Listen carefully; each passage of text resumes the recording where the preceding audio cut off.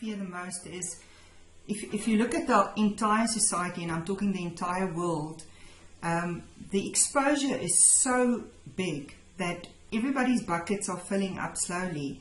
And I'm just scared that it's going to all tip at the same time. So we're going to very quickly see a lot of people getting very ill very quickly, and nobody's going to know why. The medical fraternity is not going to know what's going on because they're not trained in electrohypersensitivity. So, you know, and they're going to, and we already see that now. People get sent, you know, they first go to a cardiologist because they may not feeling well. The cardiologist says, no, but, you know, you've got skin issues as well. Maybe you should go and see a dermatologist. And then they say, well, maybe there's something wrong with your head. Go and see a psychiatrist. You know, and that's what happens in practice. One of my clients recently, she was sent from a doctor to a neurologist who couldn't find anything wrong with her. And when she spoke to him and said, well, this is what I suspect, he said, this is nonsense. Where do you learn this stuff? So it's... And you point to an extremely important piece here, namely that, you know, when people ask me, I tell them that you go to your medical doctor, your GP, but don't say anything about your electrohypersensitivity. Just tell them your symptoms, all of them, and then ask them to put a disease label on you and a treatment strategy. And in nearly all cases, the medical doctor cannot fit the electrohypersensitive person into their diagnostic scheme. Exactly. So they are bewildered, and they don't have any treatment that works. They are trying a lot of different things. As you say, they will go to an allergologist, an immunologist, a neurologist, dermatologist, and so on. Dietitians, because they get food intolerances. They are sent to a psychiatrist and or a psychologist, and they will just say that, well, there is nothing wrong with you up in here in your brain. You are completely normal and healthy, and I'm sorry, I cannot help you with these symptoms. And that's a very interesting journey, because then you have not tried to influence the medical doctor or dental doctor or psychologist, whoever. They have got their chance, and at the end you can bring up and say, well, maybe I am actually electrohypersensitive. And for most physicians and dentists and so on, they have never heard about it.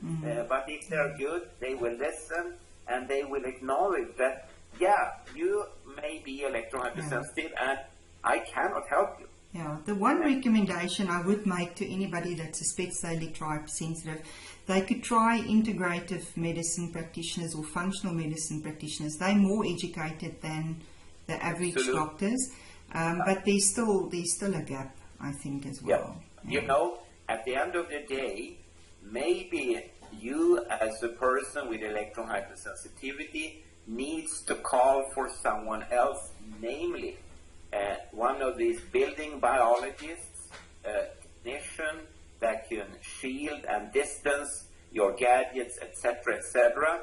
And it's, again, really doctors for the environment, not for you, because you are a patient. There is no diagnosis, and the only way to help you is to treat the toxic environment. I love it. It's interesting. You've spoken about this before. In South Africa, we do not have building biologists. So building biology is very prominent in the first world countries. So what some of us have done in South Africa that have a passion for this, we've actually taught ourselves, not officially, but unofficially, all the building biology principles when it comes to electrohypersensitivity and EMF. So somebody like myself, I've acquired an electrosmog meter, and I've learned everything I need to know about electric fields, magnetic fields, radio frequency, dirty electricity. And if we actually render these services, not as building biologists, but just as EHS, I want to say consultants, if you can call it that. I'm a health coach, but that's my focus. And that is one of the challenges. And I think in the first world countries, people are very lucky to have access to building biologists.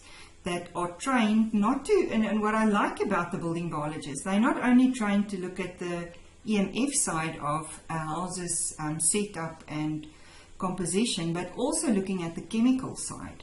Yeah. So they, you know, they can pick up if there's any chemicals from the carpets or gas or whatever, paint, you name it, and or mold, and they're able to pick that up as well. And because there's a link between the multiple chemical sensitivities and electrohypersensitivities, building biologists play a very crucial role in supporting people with EHS.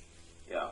I very much like what you said, that you are an EHS consultant, and you are really an expert, and you arrive on the scene with a multitude of pieces of knowledge and insights, and also instrumentation, as you say.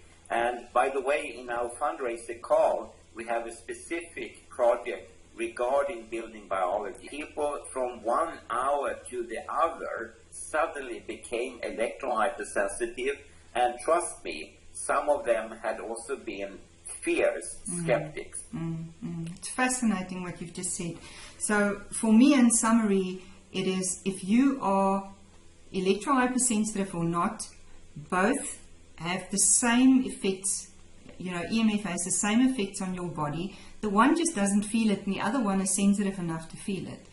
But the damage is the same. Yeah, and the electrohypersensitive person, his or her body is so smart, so you get an avoidance reaction. Yes. And the normal healthy volunteer doesn't experience that. And I always kind of pray to God that the long-term effects are not there, but we do see already effects that are both long as well as short-term on the entire population. And so we could all be at jeopardy here, and we need to investigate this quickly, I would say. You know. Absolutely.